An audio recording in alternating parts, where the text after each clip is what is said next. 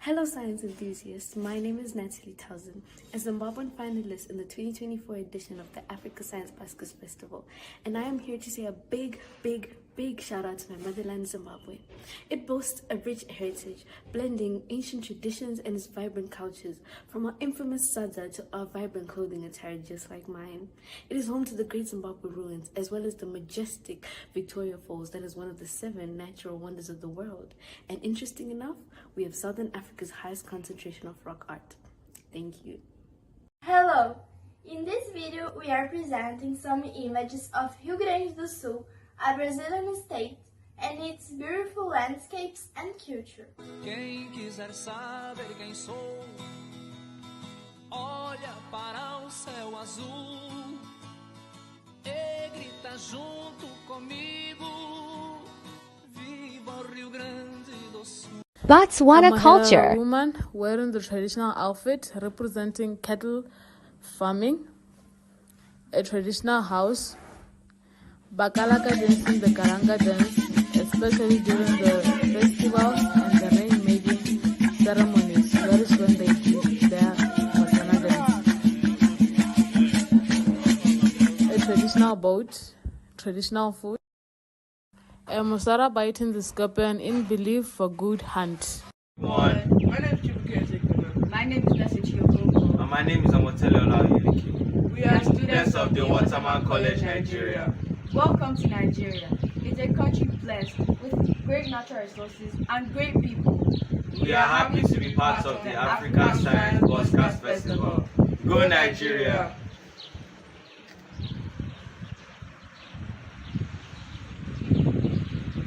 Hey, Morise, shout out to our beloved Zimbabwe, the home of the mighty Victoria Falls and the creative minds that have come to showcase their talents at this lovely science festival. Yes, including myself. Anyways, we boast of our lovely flame lily as well as our hospitality, so I would be surprised if you haven't visited this place already. In that case, see you soon. Bye! Kazakhstan has a rich and diverse culture that reflects its multinational population and historical heritage. The core of its culture is based on Kazakh traditions such as hospitality, music and dance. Nowruz is one of the main holidays symbolizing the New Year and spring renewal. Traditional cuisine plays an important role with dishes like peshmermak and borsaks. खुश आमदीद, मेरा नाम अलावल जमाल है और अस्सलाम वालेकुम, मेरा नाम राफे अताउल्ला है और ये है Pakistan.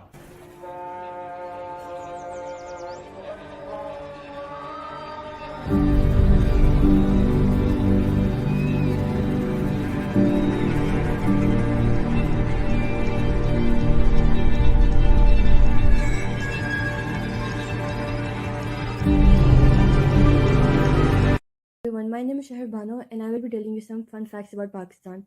Islamabad, which is a city in Pakistan, is known to be the world's second most beautiful capital. The world's largest deep sea port is located in Karachi.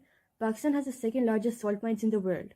We have the largest ambulance network in the world. Many of our organizations like Shaukat Khanam, JDC, ED Foundation are recognized internationally.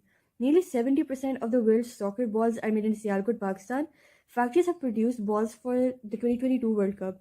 One of the most famous fruits in Pakistan is the mango, which is considered the national fruit. Thank you. Hello, my name is Tawamanza Chikorwa. I am 11 years old and I am from Lusaka, Zambia. I go to Woodford School, Lusaka. My tribe is Bemba. I'm a Christian and my favorite topic is mathematics.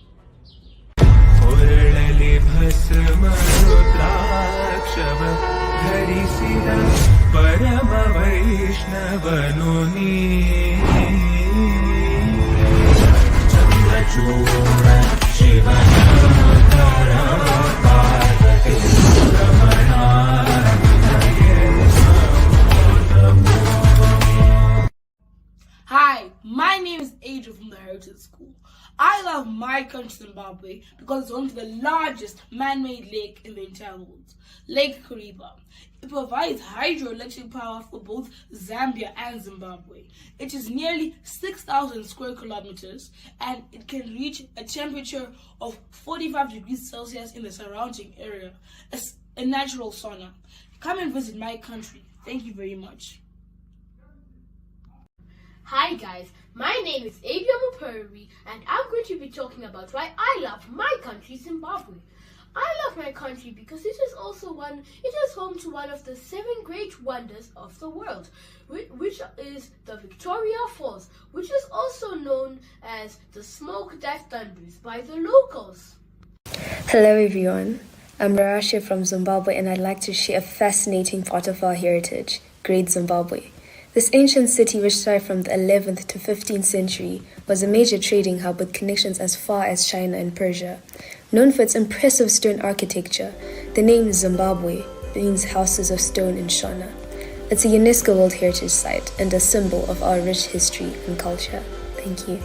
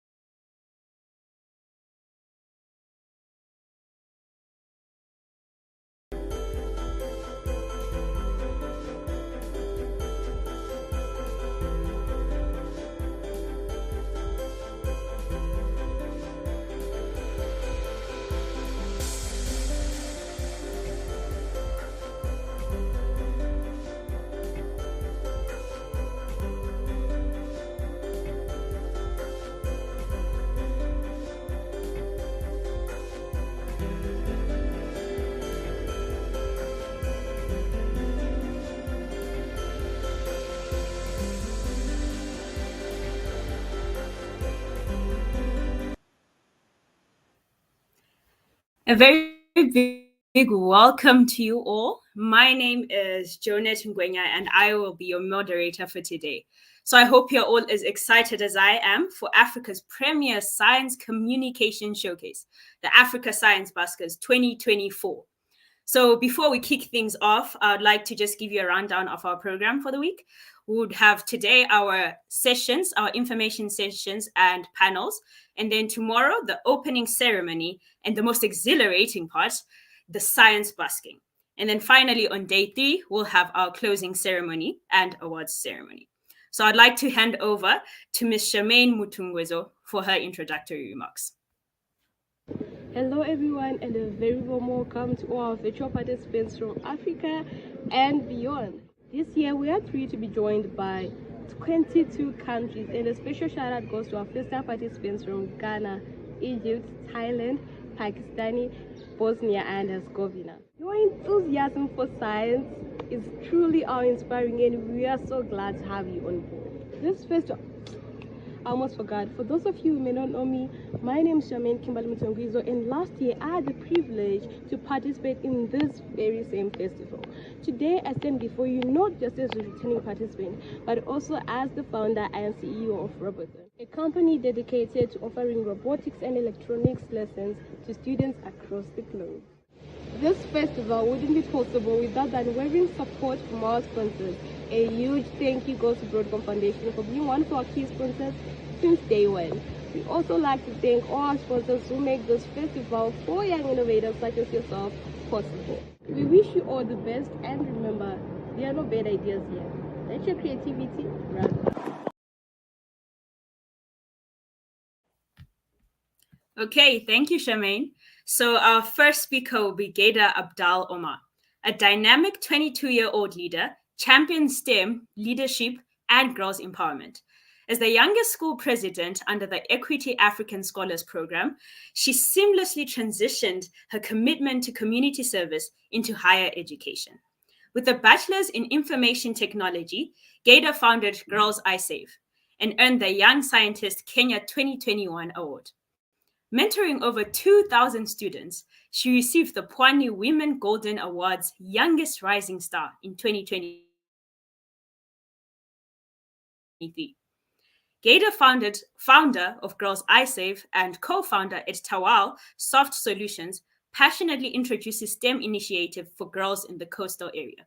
She also serves as the head of mentorship and career at Future Pillars, and as project associate at Signverse, an IFRC Global Innovation Lead. She leverages technology and for societal betterment. Gaida's impactful journey symbolizes inspiring leadership, fervent commitment to STEM, and pioneering efforts in girls' empowerment and technological innovation. Over to you, Gaida. So, hello everyone. My name is Gaida Abdallah. I'm the founder of Girls I Save, an initiative that supports young girls and women through STEM education in Mombasa County. I'm very privileged to be among the speakers during this exhibition that's ongoing. I'm very happy to share my journey with all of you. As a tech enthusiast in the social impact, I'm very happy to share my journey. My journey started when I was in high school as a Form 2 young girl, very enthusiastic about solving community problems. I then got the opportunity to participate in the Young Scientist Kenya exhibition 2021. As a young innovator, I built a project called Girls I Save, something that 3 years down the line, it is becoming a reality. My journey went on and I became one of the best social behavioral sciences in the category of social and sciences under the Young Scientist Kenya exhibition. That did not stop me there.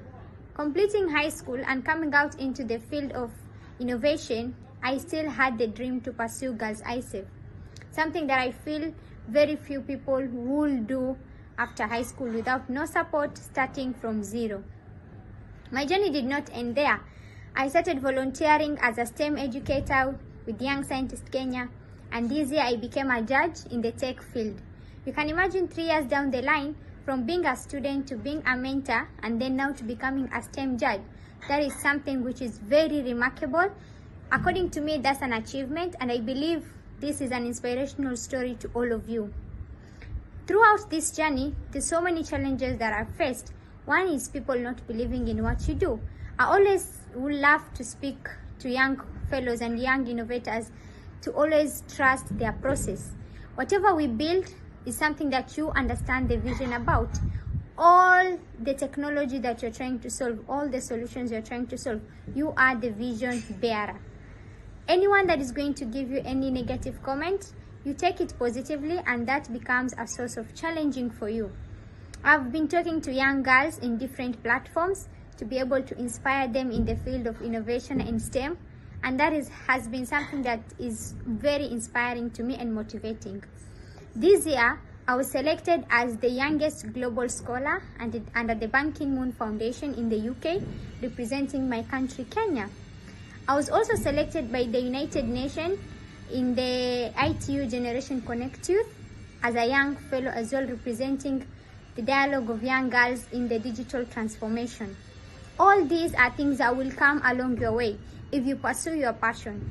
Innovation and STEM is something that is very diverse.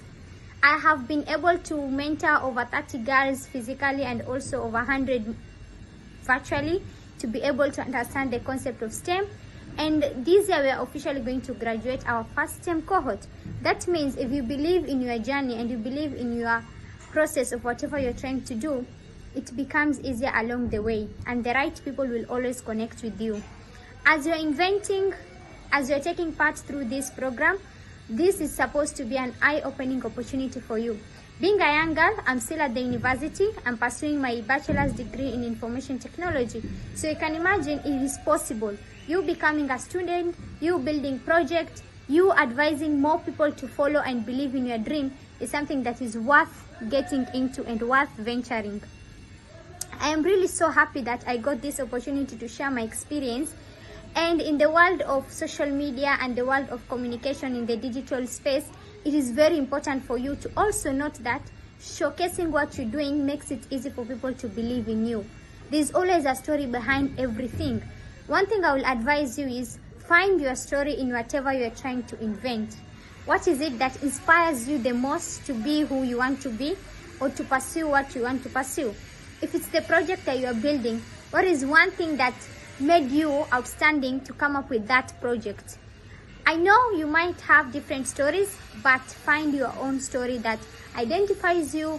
It does identify me as Ghaida, and I believe it's gonna identify you as a young innovator, a young enthusiast who is trying to solve community problem. These opportunities are always going to be there. Open up yourself to grabbing opportunities without being asked to. Sometimes give it a try. Sometimes just explore, try something new, always be ready to learn. These are things that will really make you become outstanding in whatever you're trying to solve. In your presentation, always be ready to speak out. Let everyone feel whatever you are doing so that you're able to reach different levels. For me, what has really inspired me is the fact that I'm bringing more girls in the STEM field, and it's something that always keeps me moving. I'm really looking forward to build Girls ISEV as a startup that is gonna be very, very instrumental in helping young girls within the coastal region and exploring it. I am very happy that I got the opportunity to share with all of you my experience and my journey through being a high school student to now being a founder and the executive director Girls ISEV. It has been a pleasure to be able to hear from all of you, and I'm sure this is going to be instrumental to helping you understand your journey better and also to be able to help you along your journey. I wish you all the best and congratulations for making it during this amazing STEM fair. Thank you so much, and may God bless you all. All right. Thank you. She was so inspiring, and I hope we all got something from that. So moving on, we'll be having Professor Shiri Vivek from Eastern Michigan University, USA, the Executive Director of EMU Invent. She's heavily involved in developing an invention education curriculum, teaching and researching invention education. Over to you, Professor. Hello students, I'm Shiri Vivek, the founder and director of EMU Invent program. It's an invention program that runs in the US. We started in the US, but we are in several other countries, and I am so happy to be in front of students in Zimbabwe here. What I'm seeing in front of me is mind, brains, skills, and power. You all are doing the kind of work that we in your age could not even imagine. I read your abstracts, and they're amazing abstracts. Each one of you has awesome creativity, amazing ideas, and you are the ones who are taking the world to the next level. Just imagine, or just think, what is the next step after doing all this in-depth research that you did? How can you make this research useful for the world? The world needs you. The world needs your creativity. How can you make this research useful for the rest of the world? Maybe by converting your research into an actual product or a service or some kind of solution to so many problems that we have in the world out there. That's what we do. That's what EMU Invent does. We work with brilliant minds like you and help you convert your ideas and your research into real products, into prototypes. That means we help you become inventors. There are inventors, and do you think inventors are born? Not really. A lot of people who did great things are big inventors, are the ones who failed so many times, but they definitely believed in the research that they had done. And they ended up creating something that changed the world, that changed the way we live. What we are looking forward to now is to work with you all, to work with you and to help you change your research. You have some great ideas. You're talking about cleaning the water. You're talking about helping people with challenges. You're talking about changing the climate. You're talking about making life even more comfortable or helping aged people. You're talking about all of this, and we need this. The world needs this. So AMU Invent is happy to announce 10 students with whom we are going to work so you can change your research into an actual product. I would say pat your back. Congratulations for getting until this point. Congratulations for not having any fears from moving ahead, taking the challenge, competing. Keep doing that, because there's a difference in the environment that was before and the environment that's today. In the past, some people would go into big universities, work hard, and then create something. Most of the inventions in the past were created by somebody, by one person, and presented to the world. But the world is different today. Today, as you're using a product, you actually invent and recreate and improve and innovate that product.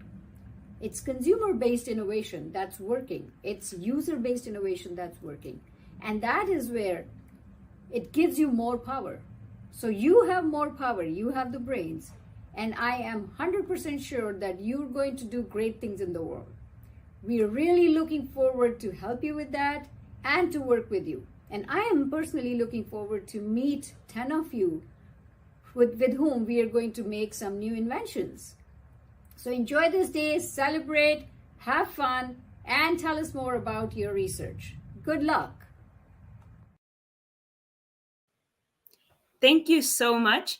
I truly do agree with her. This year's finalists, 2024, are brilliant and creative minds. So I look forward to all your projects. So next we have Aliwayne Tanaka Manyonga, the founder and lead innovator at Zambezi Arc Technologies, a startup that is pioneering sustainable and circular solutions. He is a passionate social innovator with a demonstrated commitment to empowering marginalized communities. He is the developer of the Chigubu Lantern, a unique solar-powered LED lantern constructed from upcycled plastic and electronic waste, offering a sustainable lighting and solution. The Chigubu Lantern initiative has empowered over 1,000 students with reliable lighting, fostered sustainable practices, and equipped them with valuable skills in climate change mitigation, waste management, and renewable energy. Through his work, he has won various awards recognizing his various and innovative solutions and social impact. Over to you, Tanaka. Hello, everyone. My name is Aliwayne Tanaka Manyonga. I'm the founder of Zambezi Arc Technologies. I would like to welcome you all to this edition of the Africa Science Buskers. I hope all of you will enjoy this. So today I'm going to introduce to you some of our work at Zambezi Arc Technologies, and I hope you all be inspired. So we have developed the Chigubu Lantern.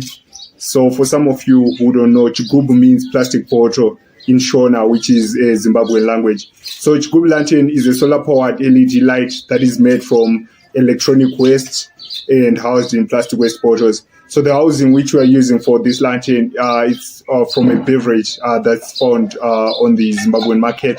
And we also reuse LED lighting, electronic waste as part of the components of this light. and these lights are also solar powered. So this idea of the Chikubu lantern came about trying to solve two problems. The first one being the problem of waste, which is basically our electronic waste and our plastic waste. Then also the problem of reliable access to lighting, which is mainly affecting students who are in rural areas who do not have access to electricity. Across the whole continent, we still have over 60% of the rural population living without electricity, and this makes it very difficult for them to study at night. So that's how we came up with this concept. And also we have started to diversify our product range. We're also now making lights reusing food cans that are reusing cans that are used to contain food and even those for beverages. So with our Chikubu lantern, we are mainly targeting students, and we have also come up with a comprehensive guide on how to make these lights. So this is our developer guide. So through our training, we are not only teaching them how to make the lights, but we're also teaching you on the various topics that are related to climate change, starting with waste management. So through our comprehensive training, we talk about things that are like reducing, reusing, and also recycling waste. And it's the same for the electronic waste. And we also cover the circular economy, which is a new concept that we seek to instill in the minds of you as young people, because we believe you are the change. So teaching you about this concept, I believe you can make the difference that we are looking for in the world. And then we also talk about the basics of electronics, how to use your multimeter, and also even the basics of tool handling as part of this training. So after this training, you'll be able to make this light. And to date, we have impacted over 500 students in rural schools, and these students also have benefited from our trainings. And to achieve this, we have worked with various organizations such as Australian Aid, and also we have got support from organizations like Old Mutual through their 8 to 5 Innovation Hub. Then we have also got support from the Generation Unlimited, which is sponsored by UNICEF. And I think I would like to talk more about the Generation Unlimited program, because I really think most of you here can actually benefit from this program. So UNICEF has a program called Generation Unlimited, which is mainly targeting adolescents which are between the age of 16 to 24. So if you have any project that you feel it can make a difference in your community or in your country, you can participate in this competition. And it is currently operating in about 89 countries. And from this competition, you can actually get seed funding that you can use to scale up your idea. So for us as Zambezi Technologies, we got some seed funding which we have used to build up our solutions and to do more research and development. And I hope for some of you will be able to benefit from this opportunity as well. So to you all scientists, innovators, and engineers in the room, I would like to congratulate you for being here, for being part of this event. And I really look forward to be meeting you all and also seeing your projects. And to all the winners, I congratulate you in advance. So I'll just leave you to just watch a short video of how we handle trainings in some of the schools that we have worked with. Thank you all.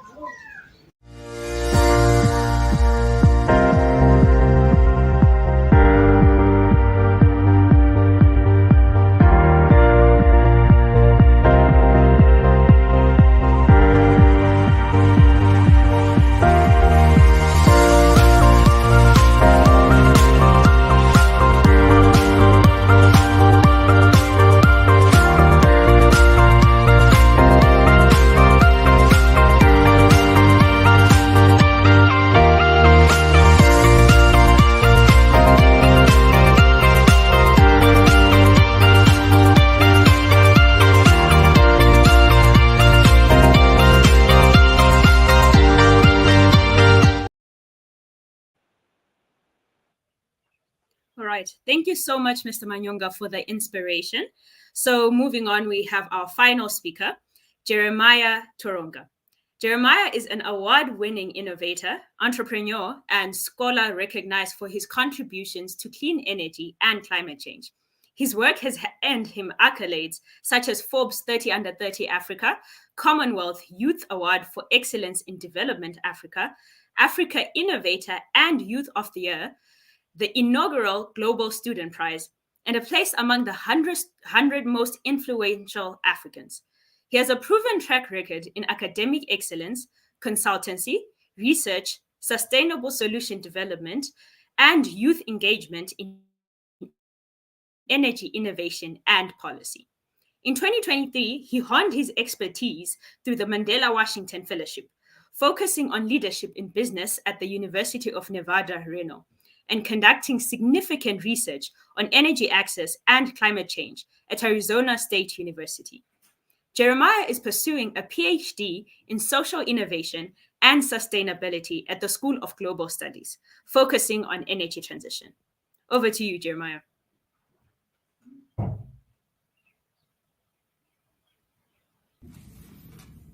Hello, changemakers. Hello, everyone. Hope you all are doing well. Hope you've been enjoying the festival and hope you all are building the meaningful connections that you need. Hope you all are building the relationships that you need and hope you all are building new skills and gaining insights that will be very much valuable for the different work that you do. I am Jeremiah Toronga and I'm from Sierra Leone. I'm a Forbes 30 Under 30 and I'm very much excited to speak with you all today to share the work that I do, what got me into the work that I do, and that keeps me doing what I do. I'm from Sierra Leone and I was born during Sierra Leone's 11-year civil war. And during that period, a lot of people were displaced. The war was at its peak. Everybody, of course, have to prioritize, for them to be safe. That was the most important thing at that particular point in time. But then within that same period in time, that wasn't when also Sierra Leone started experiencing what climate change felt like. So the war was happening, but then at the same time, flooding was happening and people also needed to live. So the reliance that they had on the forest grew, by many fold. There are some statistics that shows since 2000 to 2014 or 2012, Sierra Leone lost over 30% of its forest cover. And this is a country that had over 80% of its surface land covered by forests. So that shows you how huge it is of an impact. So that was the period when I was born, and with all the challenges of the Civil War, and then you add the extra layer of the impact of climate change, it was very much challenging, as a young kid growing up or spending my formative years in those type of environment. But then, in as much as all those challenges were happening, I took it upon myself on one, how am I going to make sure that I contribute towards a better community for my single mother, but then as well as for my larger community. And another thing that was very much common during that period was a lot of us were studying with candles. I don't know how many of you know candles, but that was primarily what we were using for studying, and as well as some other people are using pan lamp. Pan lamp may be very much hard to find by, but then it's a local lighting system where a kerosene is put inside something like a bottle, and then a piece of cloth is dipped into the bottle, and then that gives some illumination or lighting system. So because of how delicate those systems were, you have instances where kids will be studying with candles and then they'll slip off, and then in an unfortunate event, if a kid touch the candle, and then the candle will fall on the bed or on the table, and then there's something close by that will ignite. Kids were losing their lives. I have a lot of people that lost their life during that period. So it shows how much dire our situation was. The war, the impact of climate change, and then the lack of access to energy. Those were the three things that were our major concerns. So what I started doing was I started picking up things to see what I can use to solve that problem. So I utilized those bins I also utilized people that have scrap materials that they don't have use of. I'll ask them to donate it to me, and then I'll scramble around, scavenge around, see what I can use within those systems to build something. So initially when I started with what I called the mini hydro and windmill dam. So my whole idea and concept was blending hydrotech and windmill technology into one device, because again, with all our challenge that we had in our community, we were also blessed with a running river. So how can we utilize that? It was a success, but then again, the major challenge was, in as much as it was working well and kids were using it to study, due to the variation in weather condition in Sierra Leone and then the impact of climate change, when the water level goes down, the amount of electricity we were able to produce also goes down.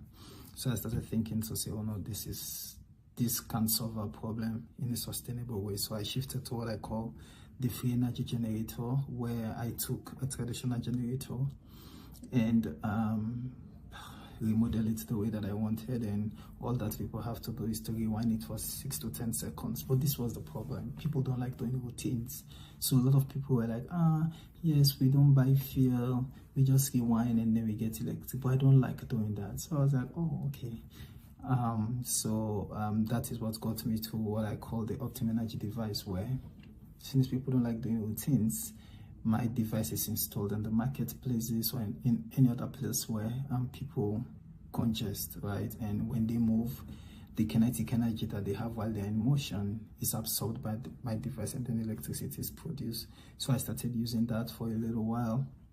And then I think about 2 years ago, I shifted to building mini hydro. I shifted to mini solar panels. So now what I do is I build mini grids in local communities using solar tech, and the energy is produced. But then when the energy is produced, for me, the access to energy is not like my primary goal. My primary goal is how access to energy can be used as a fundamental development driver. So when people have access to energy, the next question that I ask them is, so what? Now you have access to energy.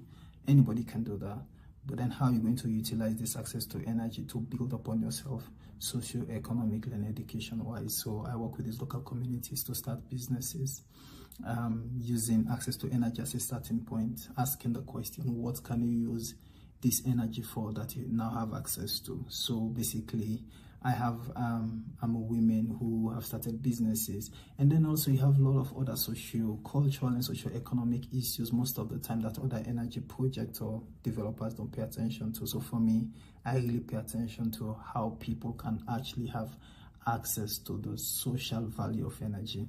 Having access to energy is one thing, but then what do you use it for? Do you just use it for movies? Yes, fine, well and good. But then these are communities that are impacted by climate change. These are communities that are poor in most cases. So how are you going to make sure that you don't bring them more poverty at the end of the day, right? So they access this energy for free, and then they build their businesses. And also we have the gender-related issues that I also solve using energy. So that is in a nutshell what I do. And I also do a lot of research within the space. I'm a PhD candidate where I research on energy transition, using trying to understand that socio-cultural elements that most of the time we don't pay attention to.